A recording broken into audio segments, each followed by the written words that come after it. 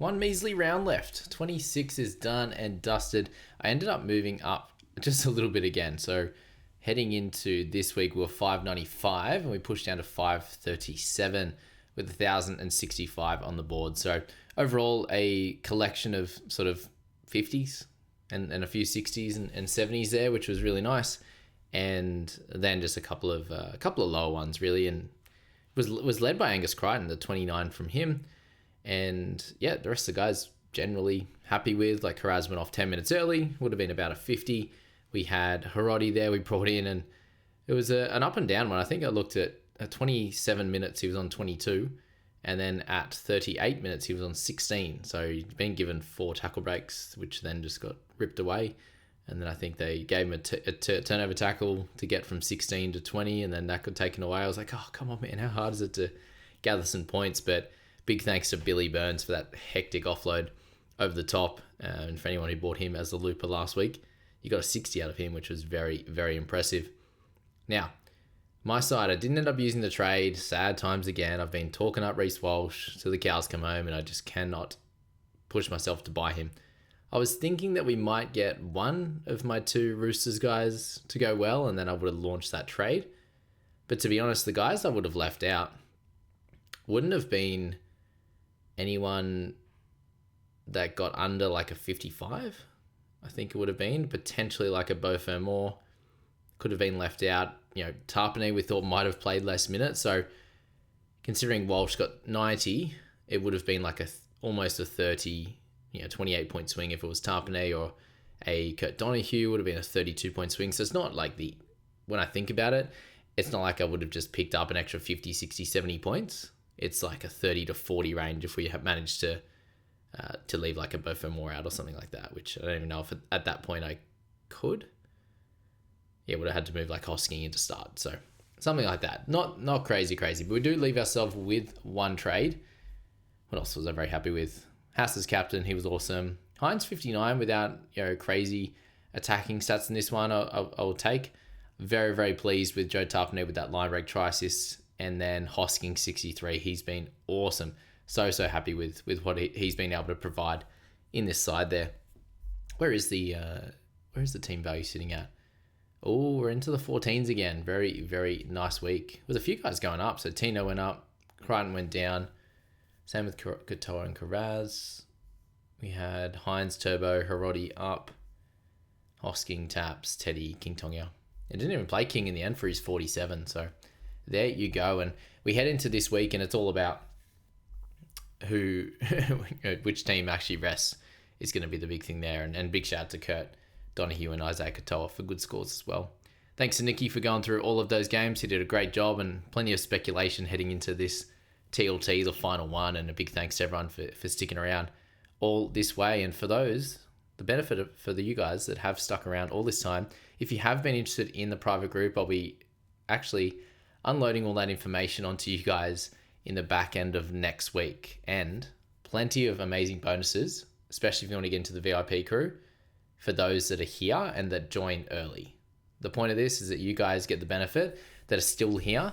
If you are interested in being a part of this awesome community and getting into your fantasy a little bit more and making friends through it, having competitions and everything like that, then there will be a heap of bonuses for you guys for signing up early. So big thank you to all of you guys for checking in.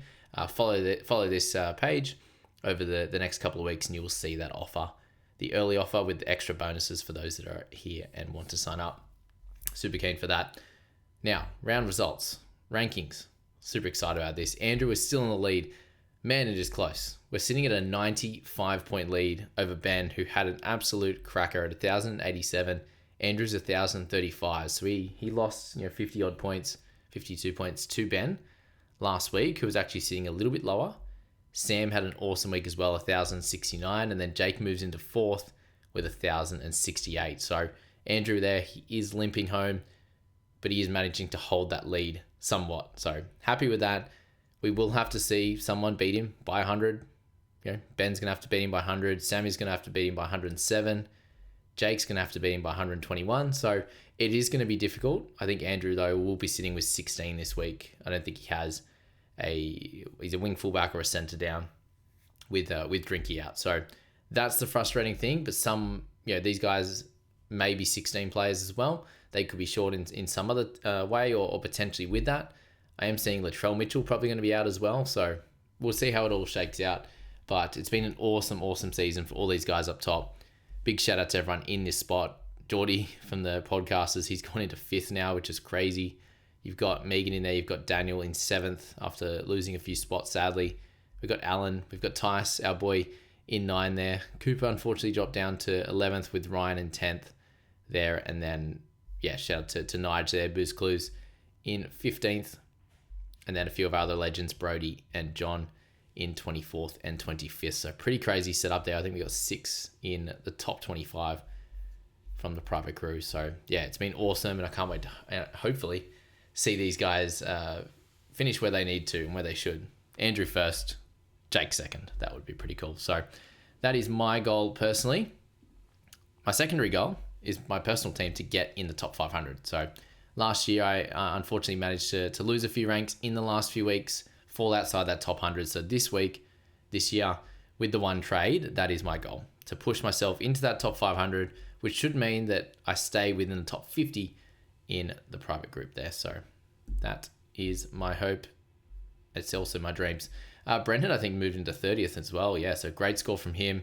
We've got Stephen in there in 8th, in at 45th, Jackson in at 47th. So we've got exactly 10 out of the top 50. Now that's whack. That's exciting. Jodeci, Les, Danny, Greg, David B in at 80th there. Harry, unfortunately, had a tough one. Poor fella. 892, pushed down to 88th. Hopefully he can stay in that top 100. We've got Liam sitting firmly in the top 100. So it's been a great improvement for the guys. We had 16, I think, in the top 100 last week. And now we're sitting with 18 in the top 100 out of the private crew. So this is the kind of results that you can get, guys, for being in here and getting help from myself and all the legends in here. Can't just put it to myself. It's everyone helping each other in the team feedback section and just, helping each other, give them the want and the need to watch more footy, and that helps you improve at your game as well. So super excited with how all that's played out. In terms of the podcasters, we've got a close little battle. Myself, Chris, Austin, and Hamish there, all within 12 points from 4th to 7th.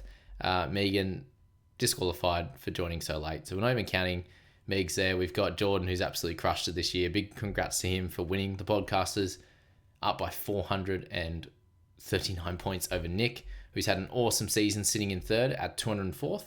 Hopefully he can make the top 100 there. And then we've got Hamish Justin snuck into the top 500. I'm hoping to be in there after this week. Austin, a tough week for him, 943, and we'll be missing a few as well at 502. Hopefully he can have a solid enough week to stick in the 500. For Christopher Cook, 1,058 for him, just outside that top 5 as well. And we're going to do our best to stay in there. And then the tussle behind me with Terrence and Longy, the casual boys, very, very close there. 17 points. I'm going to have it my little personal mission to beat Longy in this one. So let's have a quick check as to who might be resting. Probably Munster. He's got Drinky, De Silva. Does Hines and Adam or Blake play? That's the big question. Karaz going to be out. There's 4 at this stage. Maybe Tap's resting. So we'll see how that one plays out for him. And that's going to be the big thing with TLT this week. It's just how many numbers can you get on the park? Can you get near 17? Or are you going to struggle a little bit to get those numbers on the park? Another big score from Park. He's had a flyer. Mitchy boy, a decent score. You'll hear from him in the morning, which is good. Where's the Scoopman at? 990 for him. Nicky's had a good few weeks in a row into 2643. Spitting absolute facts as always. And yeah, it's been really fun. So I'm keen to see that tight tussle between sort of 3rd all the way through to 9th there is pretty crazy. So keen to see how all of that plays out.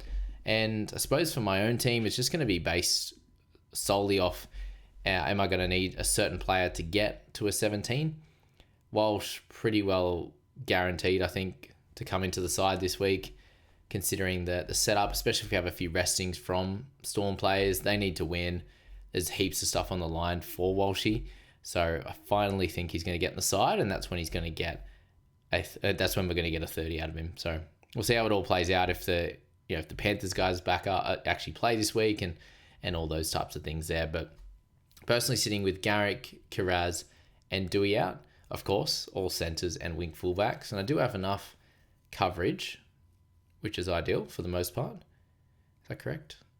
Yeah, Fermor can come down into centre, and then Teddy can go into wing fullback. But I think Walshy will probably come in anyway. So we'll see how it all plays out. We've got to wait and see on guys like Hosking and Taps. It looks like the Roosters should be fine to back up. We've got enough halves. We've got enough mids. We've got enough mids. We've got enough hookers at this stage. It'll just be if there's a random resting from a position we weren't sure about as to how that's going to play out. But I'll say it for the third week in a row.